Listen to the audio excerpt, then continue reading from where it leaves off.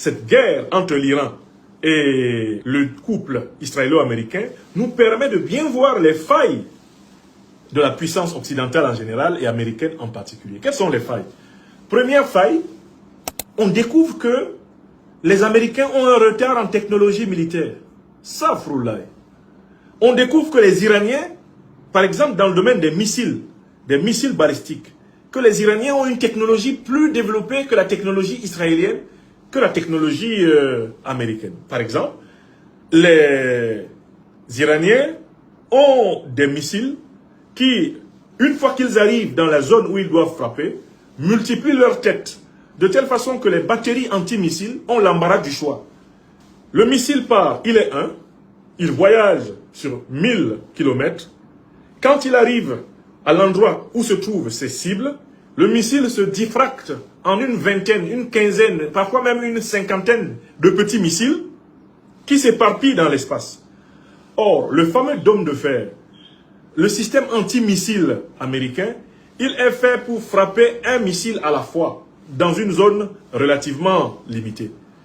Donc, ce système se retrouve débordé, pris au dépourvu, parce que quand les missiles iraniens arrivent, on croit qu'il y en a un, mais au moment où il arrive vers sa cible présumée, il se démultiplie en une vingtaine, une trentaine, une cinquantaine de missiles. Il s'éparpille dans plusieurs directions et la défense antimissile est obligée de choisir seulement un ou deux de ces nombreux missiles qui pleuvent. Tous les autres passent. Donc, lorsque par exemple, un missile iranien arrive et qu'il se démultiplie en 20, en 30, en 40 petits missiles, la barrière antimissile américaine ou israélienne parvient seulement à éliminer 2 ou 3 de ces missiles. Il y en a 37 qui passent, il y en a 47 qui passent, il y en a 17 qui passent.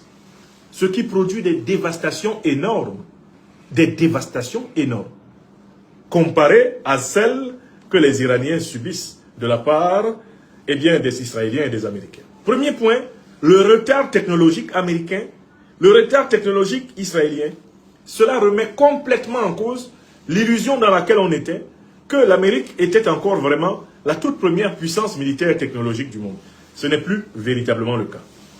Deuxième élément qu'on découvre avec la faiblesse de la coalition américaine, ce qu'on découvre, c'est que la supériorité aérienne américaine, qui est supposée être écrasante, une supériorité aérienne et une supériorité maritime, grâce notamment aux porte-avions qui sont en croisière, accompagnés de navires protecteurs, cette supériorité aérienne et maritime, américaine, elle est limitée par la vulnérabilité des pilotes et la vulnérabilité des navires de guerre américains.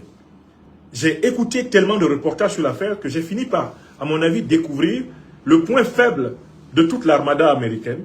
Le point faible de toute l'armada américaine, c'est qu'elle est dépendante de systèmes de radar. Elle est dépendante de systèmes de radar qui permettent non seulement d'identifier correctement l'ennemi pour le frapper, mais qui permettent aussi, tout naturellement, de se protéger des attaques de l'ennemi. Or, qu'est-ce qui se passe lorsque vous avez face à vous une puissance comme celle de l'Iran qui est capable de brouiller vos radars? C'est-à-dire de faire que les radars qui sont sur les navires américains ne voient plus. Les radars qui renseignent les avions américains ne voient plus. Les radars satellitaires qui sont supposés renseigner les troupes américaines au sol ne voient plus. L'Iran a manifestement acquis la capacité de rendre les navires américains aveugles, de rendre les avions américains aveugles, de rendre les radars américains aveugles. Et l'Iran a repéré les principaux radars américains au sol, au Moyen-Orient, et est en train de les détruire les uns après les autres en utilisant sa stratégie de pluie de missiles. La stratégie de pluie de missiles. Donc voilà un deuxième point. La toute-puissance aérienne, la toute-puissance navale américaine est contrecarrée par le brouillage radar iranien. Les Iraniens ont rendu les navires et les avions américains aveugles.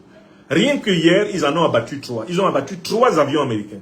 Et ils sont pratiquement en train d'endommager plus de 10 navires de guerre américains.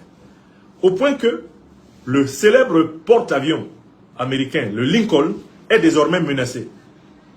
Et la quasi-totalité des bases militaires américaines sont en train d'être déménagées.